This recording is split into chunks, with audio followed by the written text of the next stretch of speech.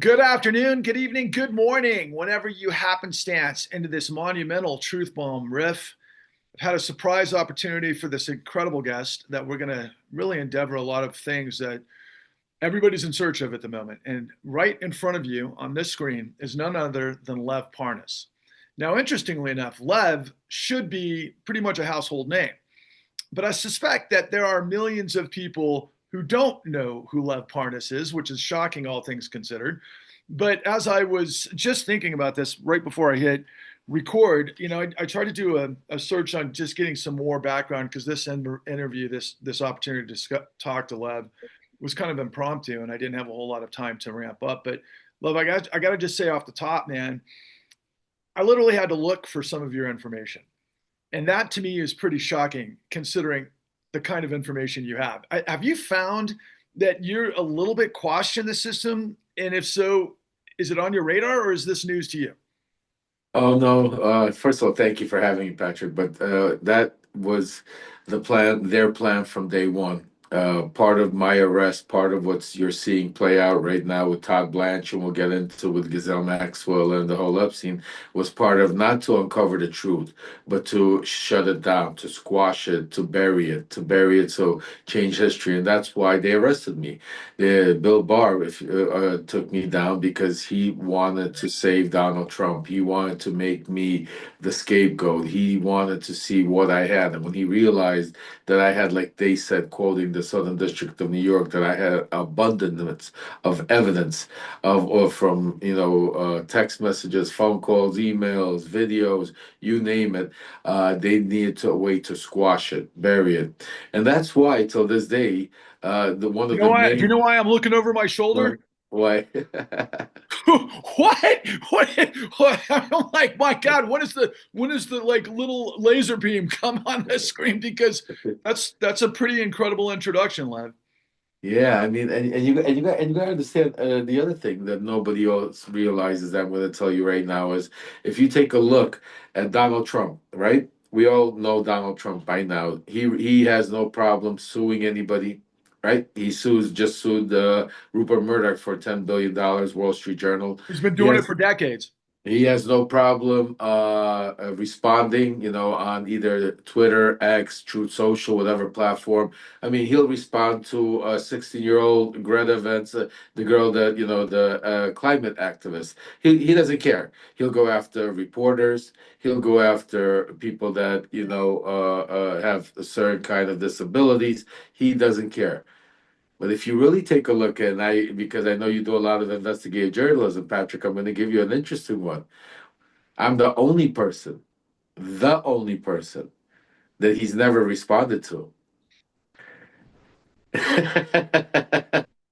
And I'm going to let you think about that. I'm the only person. The only time he's ever responded to me is the day after my arrest, when he was asked, "Do you know Lev Parnas?" And he said, "I don't know the man. He might be a fine gentleman, for all I know. But I know I've never met him. I take pictures with lots of people, and ever since then, it's been now 6 years, because it's going to be 6 years in October 10th, to the day of my arrest. Uh, he's literally not one time responded to me. In his first impeachment, first of all, let's start Wait, off wait. Let the me let me summary. get into that because I want to build up to this just slightly, if you don't mind me interrupting Yeah, before. no, go right. Yeah, go right. So, for the viewers, I want to introduce because I got a feeling this is going to get a lot of traction. As always, please like, subscribe, and share. My name is Patrick Lovell. I'm the producer. I'm the roadmap to one of the, if not the largest criminal conspiracy and cover up in the history of the world, of which what we're talking about is part and parcel, and it'll become news to you, Lev, as we move through our relationship together on the flip side of this, which is super super cool. But I want to start with this. And by the way, we're recording on July 23rd, 2025. And my New York Times front page, right before we hit record on this, is just covered with Epstein, right? It's just covered with all things. Donald Trump is going on the offensive as he promised for retribution, claiming, for example, among others, that former President Obama, which of course we know, anybody who understands what the Supreme Court ruled in his favor by way of presidential immunity. Well, that goes for Obama as well. But the idea from a publicity slash perspective and perception and the psychological warfare and everything else. The first thing that Donald is doing at the moment is all things lie, deny, switch the blame, and implicate, as he always has, right? And so among those scenarios, he's talking about, well, the Obama administration is using nothing but forgeries and documentation falsification to be able to, frame me for all things Epstein. And then, of course, on the front page of the New York Times, it said that a court in Florida, and I'm not sure if it was in West Palm Beach, but had denied the grand jury initiative that Pam Bondi's Department of Justice is doing by way of trying to switch, gears and all of those methodologies. And when you were talking about, Lev, the being the only person that Donald Trump doesn't respond to, I'm in good company because a journalist that I speak to often, a guy you might be familiar with, a gentleman by the name of David K. Johnston, who has been covering Donald Trump for now decades, and who's revealed information that shows the type of crime that Donald Trump had been involved with since the 70s, quite frankly. He's in the same boat. Donald Trump will sue everybody but David K. Johnston because he's got all the goods, and it sounds like you're in that category. So as we move forward, like I said at the outset, many people recognize who you are, but millions more should know who you are. And I'm going to just call attention to the wonderful documentary that Rachel Maddow's team put together called From Russia with Lev, which I believe is available on, I saw it on NBC's website, streaming. I think I it's think on it's on Apple, and Amazon, several. Yeah. some of the others, and we'll promote that downstream. But I wanted to start by just asking you a couple of questions with that to kind of ease us into the now, right? And first, I want to say that my mother's family is from the Ukraine, by the way. Oh, So it's really nice to connect with you. And as I was watching, 10 months ago, that unbelievable documentary because of what it reveals about the Justice Department, ultimately, under Bill Barr, right? And any of us who have paid attention to Bill Barr going back to Contragate, it's just incredible. But we're so overwhelmed by what's happening right now with Pam Bondi, it's kind of hard to see the forest for the trees. And ironically, as I just mentioned, that also goes for, quite frankly, Eric Holder because of the 2008 great financial crisis. So I want to ask you just kind of a compounded question to start off with. Considering how much pressure that you must have been under because of the access that you had, how is it possible that you always maintain just this incredible grin, this incredible sort of, I don't know, calm in the face of pressure? I mean, is that a trait like DNA or something? Because to me, I don't think I would be able to have as much composure considering. Since you saw my documentary, my life, I've been through a lot of things in my life, and very few things could scare me or really, shake me up. But it's not difficult when you have the truth on your side, when you have the facts on your side, and when you don't have to sit there and make things up. And typically, usually, I'm sitting in front of people that are lying, people that are trying to make things up, and I have the truth. So it's like playing cards where their cards are open and my cards are closed. So that's kind of the grin I have because I know that I keep talking, but when it's my turn to talk, I'm about to spank you. I'm about to tell you, put you in your spot because I have the facts and you don't, and I have like they used to say, Lev has the receipts. I have the receipts to bring it, because I try not to, and that's one of the reasons why all these years people try to get me into conversations with heavy political stuff, debates, policies, and certain things that happen, and I don't do that because I think I need my message to be so strong because of what I've witnessed, what I've been a part of, what that till this day is important to be able to go out there and save our democracy, that I can't, give a chance to have somebody attack me because of an opinion that I gave that could be right or wrong or could be misconstrued. And that's why I try to stick to the facts, excuse me, stick to the facts and speak because my life, I kind of became, I speak truth to power every day. Even take a look at today, like one of the things you started talking about in the opening. I need to maybe break some of the news here on your show. Literally, as we were going right before we started taping, they some of the things that was breaking was that Donald Trump, Pam Bondi, notified Donald Trump prior to them stopping this that his name was all over the Epstein list. I reported about this on my Substack a week and a half ago, in July 6th, and that's why it's all documented. You could take a look. My sources said that that's why Trump shut it down, and not only that, it's because Elon Musk knows about it, which a name that people don't talk about, because this is how it all started with Elon triggering it by getting into the fight, saying Trump's name is on the list. He erased it. They tried to squash it. Trump already knew.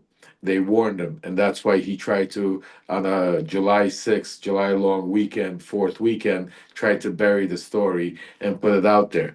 But he couldn't. He underestimated his mega base. That cult that he sold this the Epstein file that linked everything to the deep state, to the Clintons, to the child pornography trafficking. He underestimated how deep they would go. And now, I mean, some of the things he's doing is very dangerous. For instance, the thing you said about deflect, and that's part of his What's the game. blame and implicate? That's part of Donald Trump's MO that he does, and he beautifully maneuvers and uses the media to his advantage now by also threatening and suing them, scaring them, by throwing them headliners what they're chasing for ratings. That he knows how to do. But now it's gotten a little bit serious because the Epstein situation has been lingering already for 2 weeks.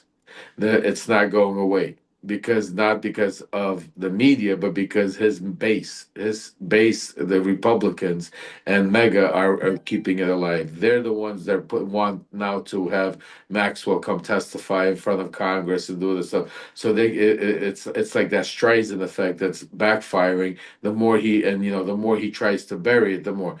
So then comes in Act Two, Tulsi Gabbard, by like you said, announcing they're going to go after Obama. Well, what I wrote about today in my Substack, literally 2 hours ago before we went on here, that my sources are telling me that this distraction has now turned into a real ploy where he's going to try to get Obama in handcuffs. He's going to now literally, I'll even quote him from what one of my sources said. I wrote in my Substack today. He said, he goes, "Those scumbags raided my house at Mar-a-Lago, tried to throw me behind bars. You wait, Obama's gonna go down for treason. You'll see who ends up in handcuffs." So Hey, can I? now, Oh no, please continue. And then yeah. you're throwing so much incredible stuff at me. It's like there's so much I want to ask you and compartmentalize. But please continue and roll with that, and then I'll jump in. Well, yeah, no, I mean, I just wanted to make sure that it's turning into a lot of serious stuff. And as far as his name being on there is one thing, but there's other people and other things that he's covering up for when it comes to the Epstein list. Well, let's get a little bit of perspective here for some folks that might not know who you are, and hopefully tens of millions more will know you in short order. But look, I found your background incredibly fascinating from the standpoint that I believe you're originally from Ukraine. Your family relocated to the United States, I believe Brooklyn, as Brooklyn. a child, and you were raised in a Ukrainian community that was, you know, Ex-Soviet Jewish community, because back then we were all there was no Ukraine, it was the Soviet Union right, back in 1974, and we all immigrated to this little enclave in Brooklyn, New York, called Brighton Beach, right, which we call Little Odessa, because yep. primarily it was a lot of people from the former Soviet Union, Jewish, persecuted, and that's why we were there. And we kind of built our own, like, they have little Chinatown, they have little Italy. This was little Odessa. This was our little town. And I've been there, and I may have mentioned this to you before we started recording, but my mother's family is from the Yes. Ukraine, and my grandfather was the most special guy in my life to me. And in our family, it's like all of our families, tradition, and that came from Ukraine. And so the perspective of the question that I want to set up, to given what you just said, and other things that I've heard you, basically engage Michael Cohen, and I think his Mea Culpa, podcast is terrific. And it's funny because when I first learned about you guys, 10 years ago, I wouldn't have realized I would appreciate who you guys are so much now, all things considered, because of all Oh, of these absolutely. things that have come to fruition. But going back to this perspective of where you're from and what you're raised on, look, you knew who the Nazis were, you knew who Stalin was, you know what happens in authoritarianism, and here you are literally projecting, off the heels of what we saw in Los Angeles a couple of weeks ago with ICE, and we're seeing cops beat up protesters all over, I mean, crushing schools all over the country behind masks and so forth. Does this particularly feed your commitment to democracy, all things considered? And if so, can you kind of frame that for me?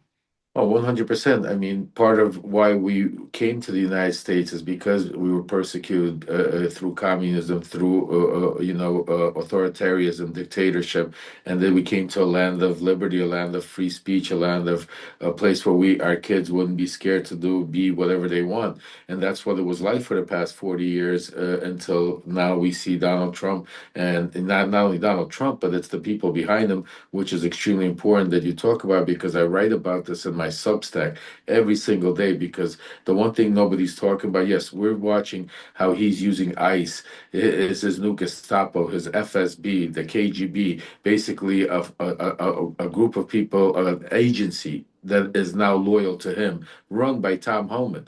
Tom Homan is not appointed by the Senate or the Congress. He is just basically a regular guy that the president is loyal to the president, that is running right now after the bill that he passed through, the most powerful agency, more powerful than the FBI, DOJ, and and the other CIA. That's how powerful. And now they're planning on using it. Not only right now are they using it by grabbing people off the street and throwing them into concentration like camps, like right here in Florida, Alligator, Alcatraz, which are inhumane conditions. Our own prisons are inhumane. Somebody that's been to prison, and it's something that is dear to my heart. Prison reform that one day I want to deal with after we get a chance to save our democracy. But to see them put them into makeshift prisons, and these aren't even convicted criminals. I mean, these are people that are getting dragged off the street, no due process, and thrown in there in a mixture of, yes, some are criminals, some are, people waiting for their people, some are people here on vacation that are by accidentally at, get the wrong taco stand. But even worse, you got actual American citizens now being dragged off the street while their wife is standing there, mothers are crying, screaming, "My son, my husband, he's an American citizen, what you're doing." And you got these people in masks with no badges coming up to them and saying, "Google me," and being nasty, grabbing him, taking him off. And some of them are lucky enough to get back in 3 days. Some of them are, end up in El Salvador or elsewhere. Just look at what happened with Abreu Garcia, which actually today a judge right now, right before we went on, basically said that now he could go and he could be let out on home arrest and not be deported. Oh, is that And right? I did not know that. absolutely, literally just broke a couple of minutes Wow. as we went out. And then another judge said that the ICE cannot pick him up, that he could stay here until the court. So it's a huge blow to Trump Yeah. because they could not prove that he was an ICE, that he was an MS-13. What's it called? Enemy of the Gang state, member. kind of, Gang like a member. I terrorist. mean, yeah, I mean, the simple thing. I mean, Donald Trump. Just think about the whole thing. They said is that he had MS-13 on his knuckles. Well, Right. the guy's here. The guy's here. Look at his knuckles. He doesn't have MS.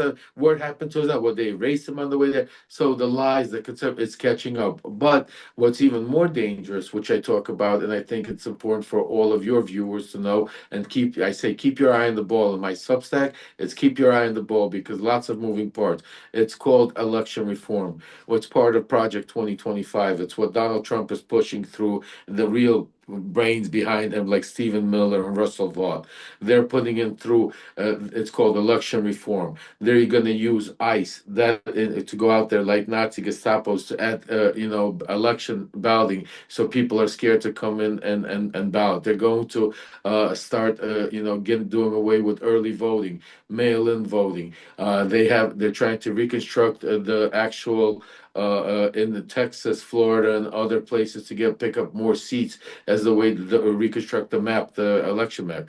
They're also one of the reasons right now that he doesn't want to get rid of Pam Bondi or Kash Patel is because they're part of the plan to redo all of the DOJ rules and regulations of how to prosecute and go after, election fraud and who is election fraud. They're installing loyalists and taking out people that were bipartisan, putting loyalists into election monitoring stations. So all of these little things that they're putting in place and doing all of this is to be able to. One part is for Trump to stay in office and hold power because he understands that right now 2026 is going to be what's on the line because if he wins, he stays in office for decades to come. I mean, him and his Gestapo way of running things. If we win and they're able to take back the House and possibly take back the Senate, and then we have a chance to save our democracy because there's already a lot of damage that's been done and we're going to have to live through,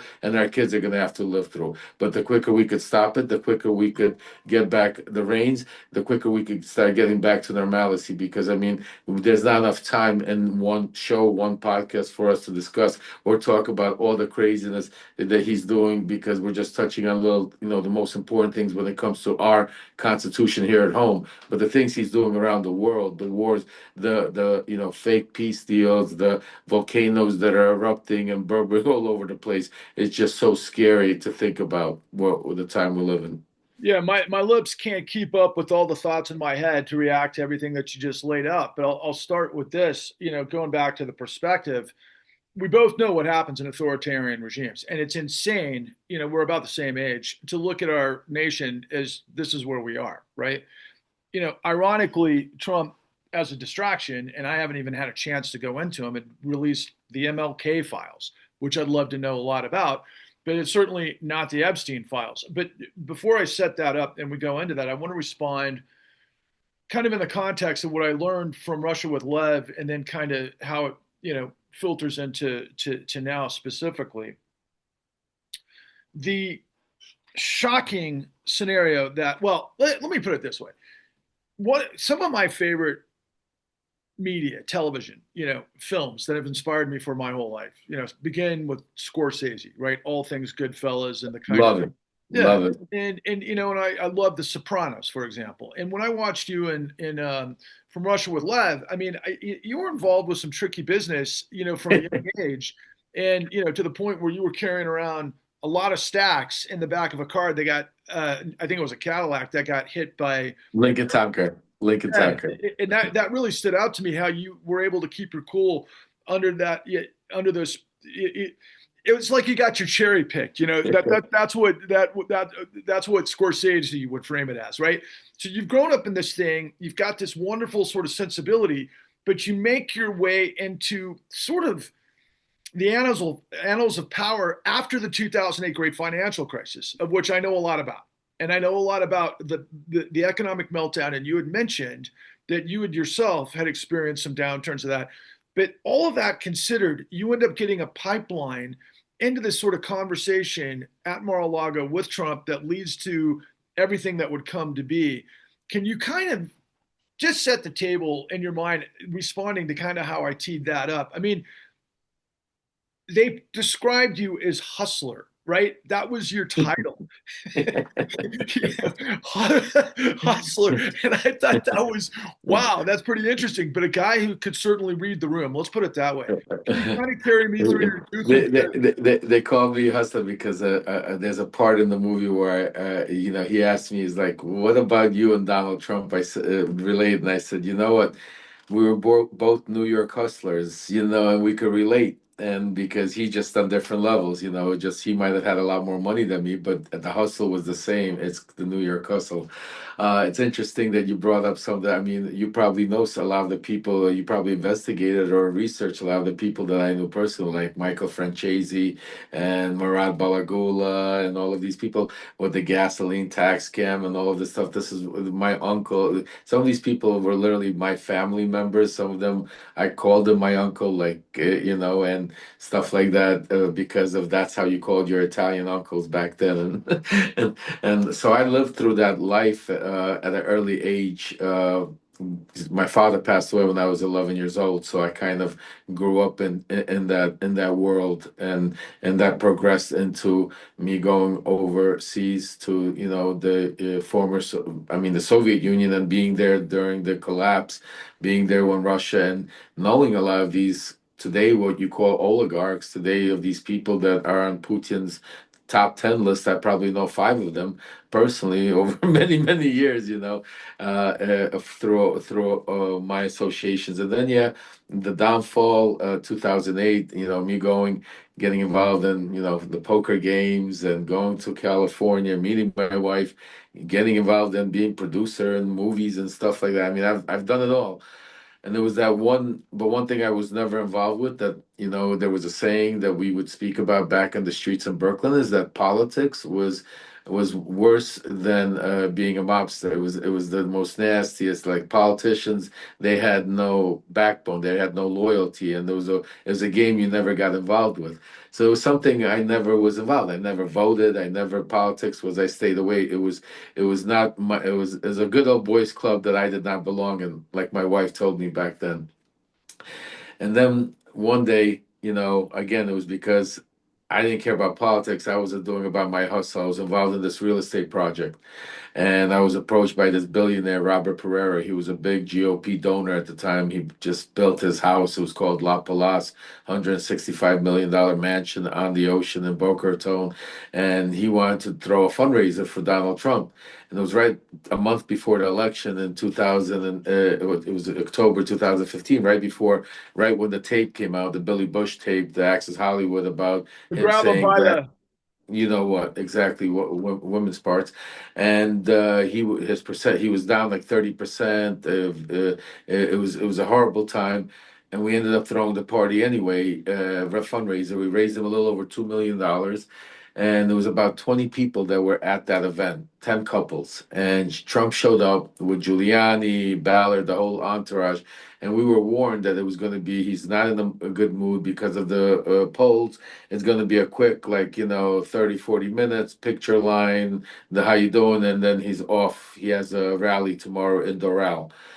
And that's what we were expecting. But what happened was something different. That's what changed, I think, the course of, history that we are today. Because that night, Donald Trump, something happened between me and him where, after the picture line, he ended up saying, "You know what? I'm going to stay," because I reminded him at the picture line about my the last conversation with him, where I introduced him to my son Aaron, and I told him about me working for his father, Fred Trump.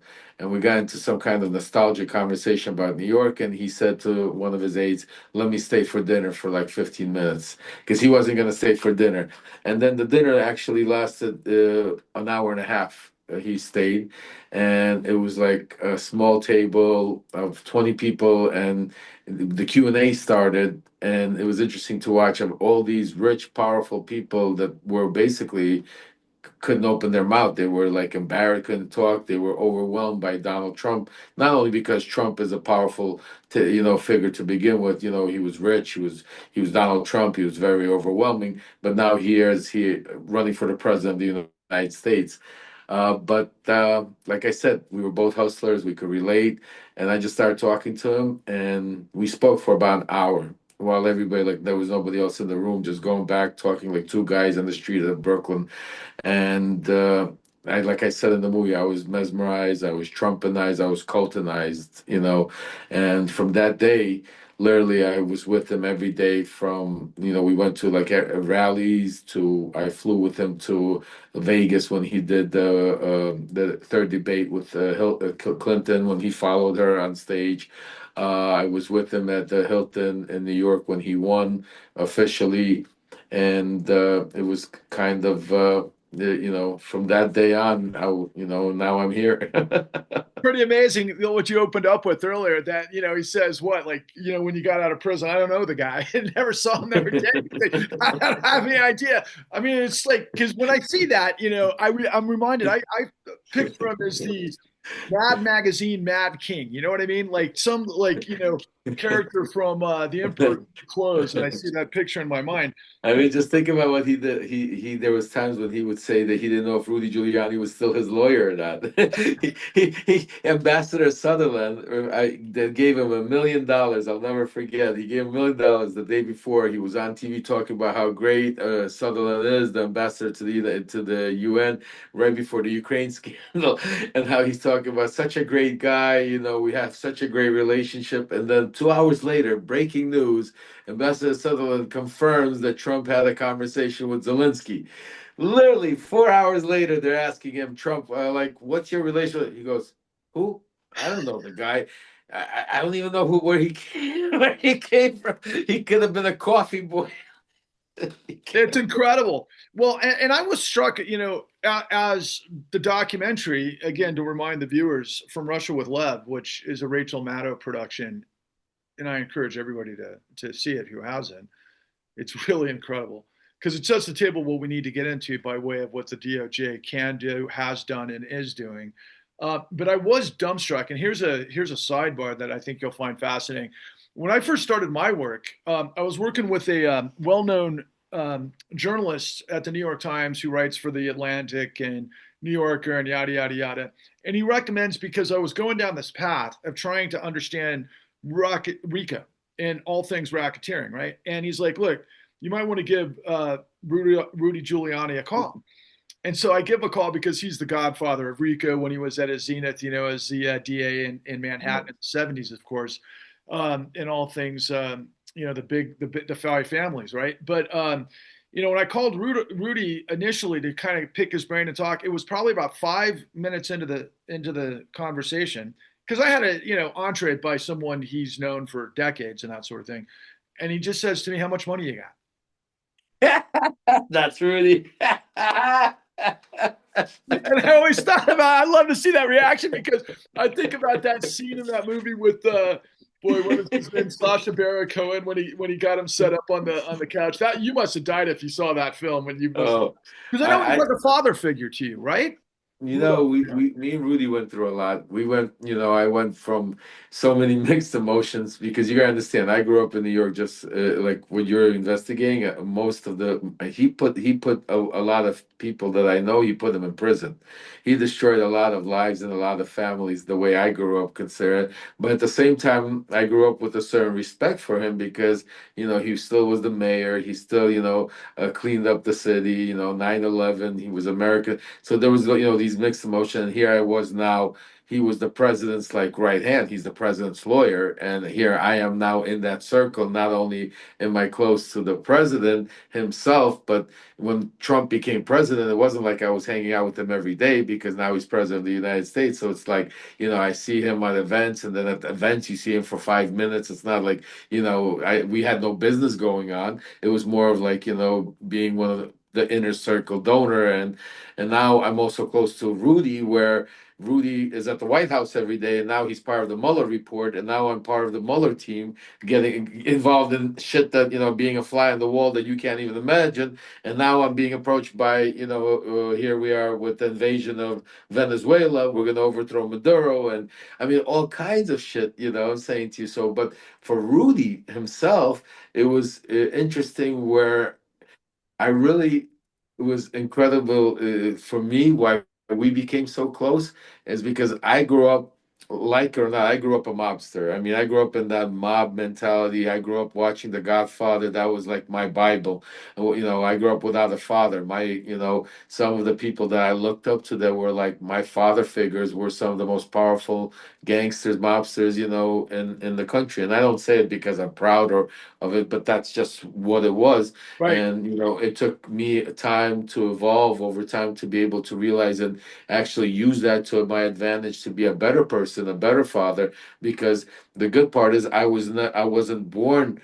I was not that person. I was part of that life, but I was never like I would never hurt somebody intentionally. I was always like the good angel on my uncle's side. You know what I'm saying? I'd be the guy that wouldn't go running to my uncle telling him that somebody just stole $10,000 because I know the repercussions. I would just eat it.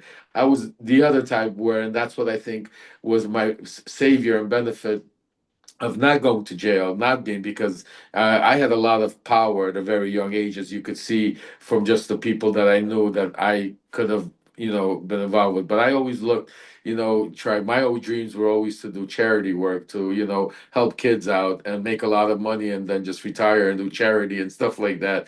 So I had other kinds of, but that was the world I grew up in, and those were the people that I knew. So when my world collided with Rudy, it was incredible to see that we had so much in common, because at first, nobody could understand what would me and Rudy have in common. I mean, he's hardcore politician, hardcore prosecutor. I grew up around all criminals, never in politics, and me and him like this because he had a fascination for the mob.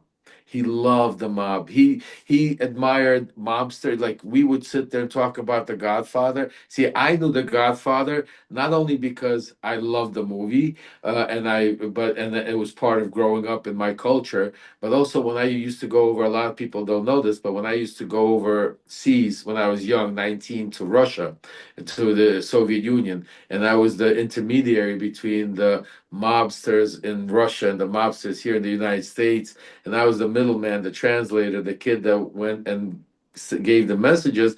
The Russian mob was built off of the movies, off of the Italian mob, and they would watch The Godfather, Gangster Chronicle, Bugsy, all of these mobsters, good Once Upon a Time in America, and they would. This is what they would be building their loyalty, because they didn't have like the structure, the Italian mob. Russian were all gangs of different cultures, different, what's it called, but the major hierarchy started building their own, from the Italian, from The Godfather, and I was taught to memorize it because I would translate it to them over there, because I was like that young kid, 19, 20-year old, that, they were like my grandfathers and uncles, and I would be in the room and trusted to be able to sit there, listen, and then translate this movie to them. And Well, it's an incredible sort of revelation there, Lev, because on my work, I've discovered a lot of incredible revelations. One of which is known as Gresham's dynamic, and what it basically symbolizes is just the nature of how people can read the room, right? So let's just say, like you described, right? You're coming out of this real estate deal. You're working with a big guy. You guys raised some money for Trump. He recognizes that you're kind of a guy he can mix it up with, and the next thing you know, you're on this path where, because of your background, it doesn't seem like at all he had any sort of history on that, like he got a dossier or anything like that. It just, he could read the room. He read you. You guys read each other. You recognized certain things, and you were then on this monumental like pathway. And when you describe that, I wanted to insert this question too, because I mean, I know that my specialty is pretty much financial fraud and Wall Street. And so you grew up in the arena and you know how things go. But one of the biggest lingering questions I've had forever, and I'm curious, it might sound like a little bit far afield from where we're talking, but I wonder if you've ever kind of I know Jordan Belfort, Wolf of Wall Street. I worked for that was my whole era, my whole life. Go well, there ahead, you but go. go In the boiler ahead. rooms and all the rest of it. Now, it all makes incredible sense, right? But so a big thing that I think, and this is just me speculating, might have had a big impact on Putin was in 1998, the run on the ruble, because of what was a huge outfit called Long Term Capital Management that ran derivatives and basically collapsed the Russian ruble. I always kind of was curious if, because it just seems like Putin is one of these guys, and you mentioned it in the movie, that operates in such a chess, multi-dimensional chess, that he's always 10 steps ahead in the manipulation game, because the ruble got pounded by Wall Street deregulation in the derivatives market. Do you have any knowledge or any introspection based on Putin playing the long game for revenge? Well, it wasn't so much revenge, because Putin was part of that game also. See, a lot of people don't, because it was a benefit. Because Putin, if you look at history, Putin comes into power and takes over in '99. This Absolutely. happened. Yeah, yeah, yeah. a year afterwards. Right. But he was always groomed to it because he went from KGB. KGB, then he became the mayor of St. Petersburg, and then they pushed him through the party, and eventually brought him out there.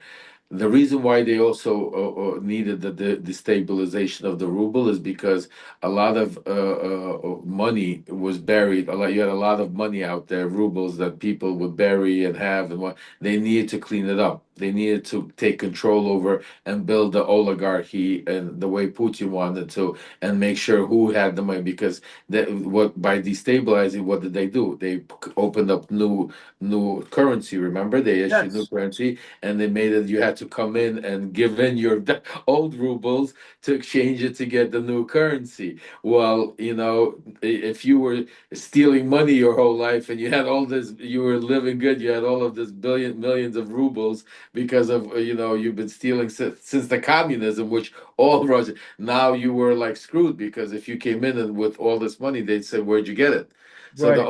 only money you could really change it was money that was legalized in the bank. So a Right. lot of money got destroyed. A lot of that wealth, a lot of power, a lot of people that had basically it was a way to do a cleansing before he came into power, to then start initializing his oligarchy and Right, spider which web that then he leads to shifted. extraction, right? And then a lot of laundering into the Western Correct. world, including, of course, Trump Tower, Well, right? that was the beginning. Trump Tower was the easy part because he played ball. Because not only Trump, but also Trump's players like Steve Witkoff, he was in the game. That he was right now in charge of negotiations between the special envoy to the Middle East, the special envoy to Russia, speaking to Putin. I mean, being Trump's lawyer, being a billionaire real estate developer, partners with Len Blavatnik. You know what I'm saying to you? I could go on and on and on with the connections and connected dots. We'll be here forever.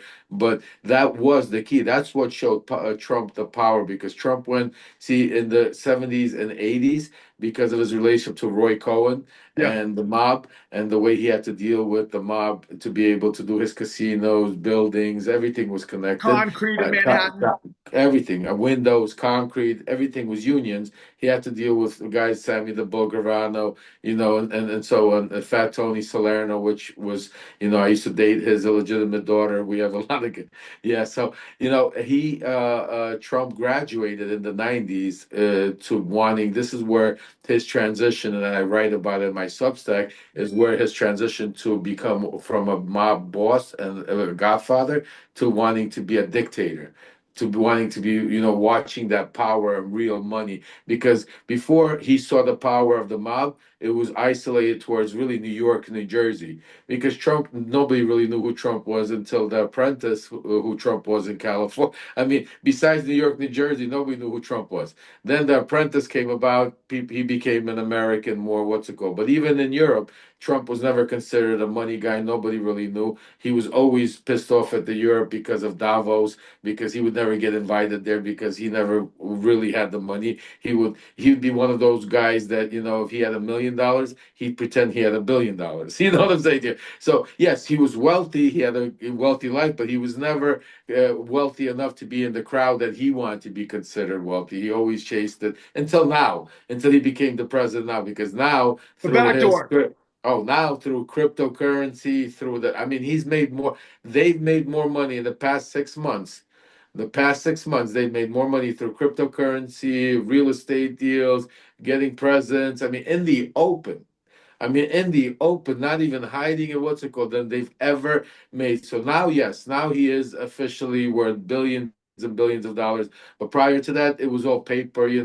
So, yeah, so in the 90s, he opened up the floodgates. They came in because what a lot of Americans are used to is like, you go buy an apartment, you do your research, you go look, you talk, you bargain. When the Russians came to buy an apartment, they came into Trump Tower and said, "We'll buy 20 of them." We'll pay you 20% above what your what's it called, because we're going to pay you cash, or because we're going to wire it from Luxembourg and it's going to be from this corporation, but really you're going to put the name on the title on this corporation, and we're going to pay 30% more, and we're going to buy 30 of them, and then I'm going to bring you my friend, he wants another 30 of them. This is how they bought, and the market exploded. That's why and all of a Saudi sudden, and UAE and all of the other yeah, guys. yeah. And, and on top of that, to your point, and just a quick sidebar, because I want to hit 2 points and then move into now, because I could talk all day about your wonderful documentary. But, he was in the crosshairs with Letitia James, civil settlements based on all of his control fraud apparatus and the appraisal fraud with Trump Tower, and he was in for about 450 million, right, on the civil litigation side prior to the election. And then, of course, the big money comes in from Elon. The big money comes in from all of these different places. Now that's an afterthought, right? He was about to go through his seventh, you know, uh, Well, think about it. Just that's a great point. I'm sorry to interrupt you, Patrick, but that's a great point you made. Think about it. When right before he became president, he got hit with the 450. He couldn't even go get a bond for it because he was not liquid enough, and that and when they would evaluate where he was and what his properties were worth, he couldn't even get 400 million. And this is the billionaire he was pretending to be. Now he'll pay that off. He don't need anybody, no problem. But that's a great example of what you just said. Well, but the And this other is side of literally, that, yeah, but the other side of that's really fascinating, Lev, and this is where my work comes in, and hopefully we can talk about that, as we develop a friendship.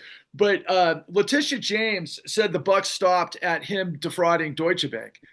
It's ridiculous. Deutsche Bank was in on it the whole time of course, because of Putin course. was throwing money into Deutsche They Bank. could, that's a lot of things. What people don't understand is the way Putin was able to control not only Deutsche Bank, but lots of own institutions and also a lot of major uh, parts of not just in the United States, but in the world of historical properties and also important infrastructural things like, coal mines and, steel plants and, Aluminum. aluminum all over the world. And this is where the oligarchy, this is what Putin's plan. See, what people don't know is when the breakdown of Russia happened, the one, from 1991 till about 2000, it went, they took everything. It was robbed. So what Putin came in, he basically said he kept what they had, which was oil. Oil was a big thing, and they basically kept their money and made his billionaires. And he said, "This is what you guys are going to go out to. You're going to go spread the wealth, and you're going to buy up whatever we can, and all of these from London to America to Australia, Japan. I mean, if you take a look at Russian investments, oligarchy investments, and strategically, that is why that is where the real war is. And that's why they're able to be so powerful because what people don't understand is they say, oh, Russia infiltrated the United States by election.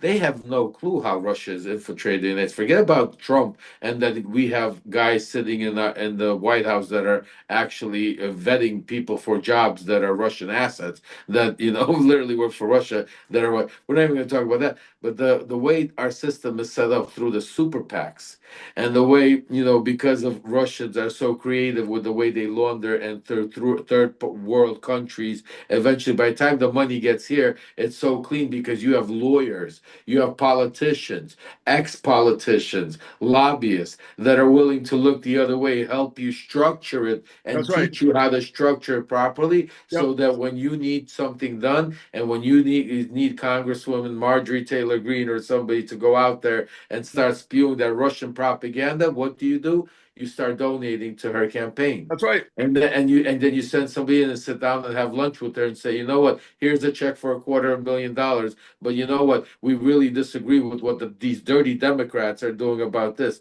And all of a sudden, you do that with her, you do it with him, you do it with another 10 people, Yeah. and all of a sudden you have your vote. You buy your votes. I Amen. mean, And it's and it's, that's it's part of simple it. as that. That's a part of the umbrella corruption, especially through Citizens United. But there's even more, as you spec. As More. Wait, I'm just giving you like bits. I mean, we Of could sit course, and here I want to know and so much more. Trust me. And just interestingly, I worked with a woman who was a reporter for the New York Times, a woman by the name of Louise Story, who did this fabulous long form expose about money laundering in Manhattan. It was basically all of that story that you're talking about. She, of course, disappears from the New York Times about 6 months later. I mean, this is how, and that was like 6 years ago, right? So Louise Story was her name. So I could talk forever about from Russia with Lev, and I will recommend to everybody, you've got to see this. And I want to make one comment on about it, because really what it's about is you went to prison for 10 months, obviously involved with all of the Foreign Corrupt Practices Act, by way of what you got, I think, nailed on based on the fraud. I was arrested for, this is the interesting part. They arrested me for espionage. Espionage. Yeah, and But I then, think I got rid of that but now, right? they dropped all those charges Yeah. because that's what they needed, that to be able to make the hoopla and to shut me up. And then they basically charged me with a 12-year-old wire fraud charge. For a business that I was involved with five of my partners that we invested $1 million in. So that's what, because wire fraud is the easiest charge to get a conviction. Right. And then they charged me with a technical election fraud violation. And then they charged me with lying to authorities. So now let me break it down. So the wire fraud charge was a company that 12 years ago, me and my friends, five of us, put money invested in, and it was $1 million that didn't work out. The FBI and DOJ came to each and one of them, found them, and threatened them that they were going to look into them if they don't turn state's evidence against me and say that I lied to them and defrauded them to get that charge, because they needed to stick. Otherwise, I would have beat all the charges. The other charge, as far as my election fraud charge, it was Pete Sessions, Congressman Sessions, Republican.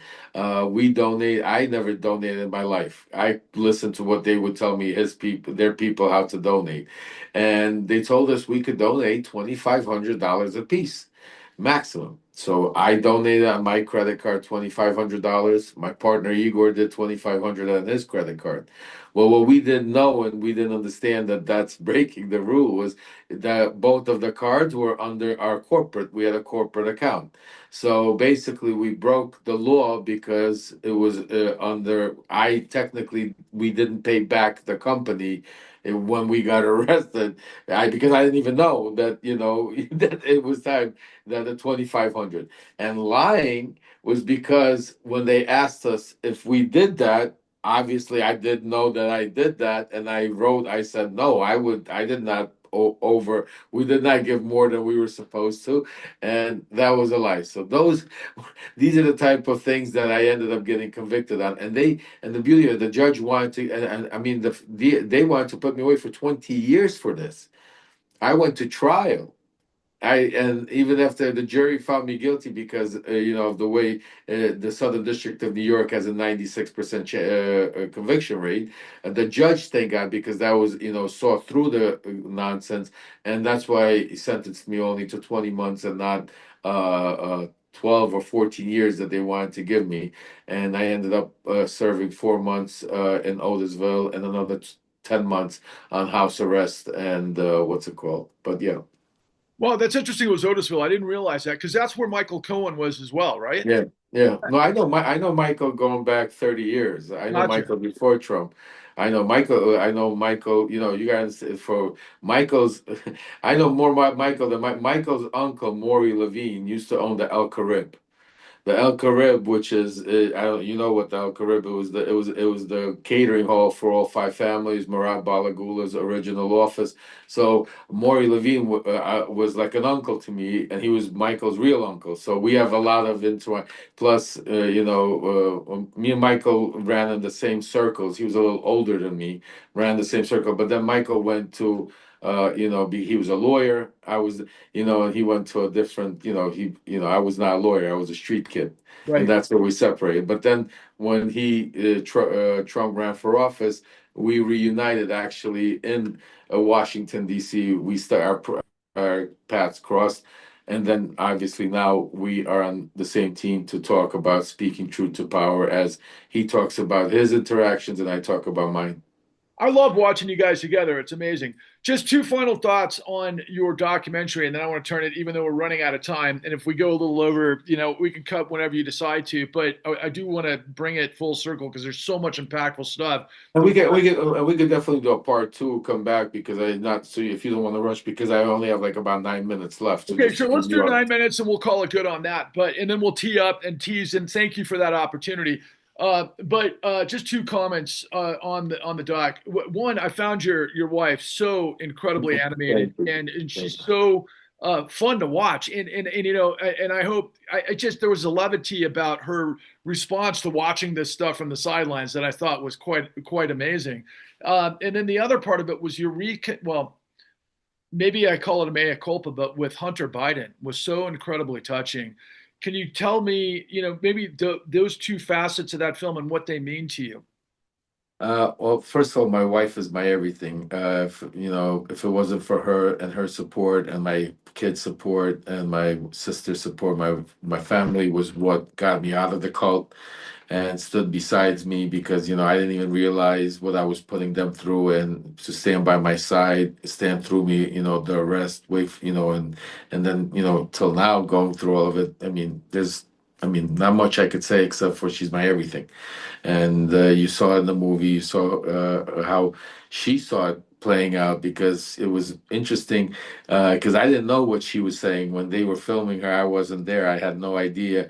It was for me. It was interesting to watch her perception of how, and even you know, I shed several tears watching that I bet. myself, and that because knowing what the way she was looking at it and remembering what she would be saying to me, like what are you doing? Like, you know, this is a good old boys club. You don't belong in there. Like, because, you know, she'd watch me come in there because, you know, these are guys that want to smoke cigars and have a whiskey, and I want to smoke a joint and go watch the, you know, the basketball game or something like that. So it's like we're different worlds. You know, they walk around suit and tie. I have a gold chain and a T-shirt. You know, it was amazing to watch how she saw it play out that the way you know she would say like I couldn't believe you'd walk in there and they would kiss your ass like they would. We'd walk into the Trump in Washington DC, and it would be like you know they'd be running around. You see all these congressmen. I mean, Kevin McCarthy would run around, oh Lev, how are you? You know, and you see Lindsey Graham running around like, hey Lev, did you see Donald today? Did you see the president? And then you see this one. I mean, and it would be like, you know, hey, did you tell Rudy this? And oh, but you know, it was like so surreal. But going through it, you didn't realize it, and then watching it and watching the way my wife saw it interact, not only from that, but also from the bad side, the scary stuff. You know, like those times when I was in Ukraine, not knowing if I'm even going to make it out alive, and you know, and having her not knowing what I was putting my family through, because you know, here I am calling her saying, "All right, I don't know if I'm going to make it," hanging up, and she's sitting back watching the news break. I'm somewhere in a foreign country. She knows that I don't know, and here you got so it was a lot of mixed emotions, and you know, but she's my everything, and what can I say? So you know, I can definitely understand why. She seems like a remarkable person and the mother of your children to be able to survive what you guys have gone through and come out the other side smiling is something else. But Hunter Biden was that must Yeah, Hunter was different. Hunter, it was somebody. See, Hunter was somebody we destroyed. Hunter was somebody I was a part of aggressively when I was part of the cult. When I was on my mission to go dig up dirt on him, I stopped looking at Hunter Biden as a human being. I stopped looking at Hunter Biden as an individual. Hunter Biden became an object. Hunter Biden became just a tool, a use of way of being able to get objective to where we needed to get, and that was to keep Trump in office and destroy the Bidens. And that's how I looked at Hunter Biden until I snapped out of this whole thing. And when I snapped out of it, I started get part of my even my 12-step program in Gamblers Anonymous. Part of my that is to make a right on all my wrongs is one of my steps, and that was part of my kind of not rehabilitation, but a part of my getting back into doing making right for what I did wrong. And Hunter was one of the things that I've always wanted to one day meet and talk and maybe talk to him. But as time evolved and as I started speaking truth to power and fighting and seeing how hard they were pressing and watching the dirt that they started coming out with on Hunter and the laptop, because I was a lotly involved in that laptop, knowing a lot of stuff, knowing a lot of it was lies, knowing a lot of it was manipulating, watching them do it, and started realizing, because I'm a father. I have 7 kids. I've four boys, and and knowing that if somebody would did that to my son to hurt me, because I knew the truth that Hunter was, yes, he had a problem. Yes, Hunter might not be the most perfect son or perfect individual, but I knew that Hunter was a tool. Hunter was not some mastermind criminal that was using the White House to go out there and manipulate like we were trying to port him out. Hunter was being used by assets like the Russian FSB, like Ukrainian oligarchs, and like assets here like the Steve Bannons and the mega world to achieve what they want. So he was being torn in all these parts. So as that time evolved, and as the more I was speaking up, Hunter became more of an obsession to me, that I wanted to do right by him, and not even knowing him, not caring, if he's good or bad, but doing right by him by trying to clear his name in one way or another. And that was part of also me writing my book, Shadow Diplomacy, because when I wrote it, I didn't know if I was going to ever testify in Congress, if the movie would come out, because I knew they tried to shut me up and to get the truth out. So I wrote Shadow Diplomacy to try to be able to explain what we did to Hunter and to his father, just as a father, as a human being. And then one day I got a call from somebody, which I'm going to leave the story a little bit vague, because me and Hunter, I promised him that he's coming back now. We're going to do an interview together and tell the story. But I got a call from somebody that asked me if I would be willing to help and tell the truth to Hunter's legal team. And I said, absolutely. And basically, for the past year and a half of Joe Biden's presidency, you could say I was as close to the Bidens and Hunter as I was with Trump prior to that, maybe even closer.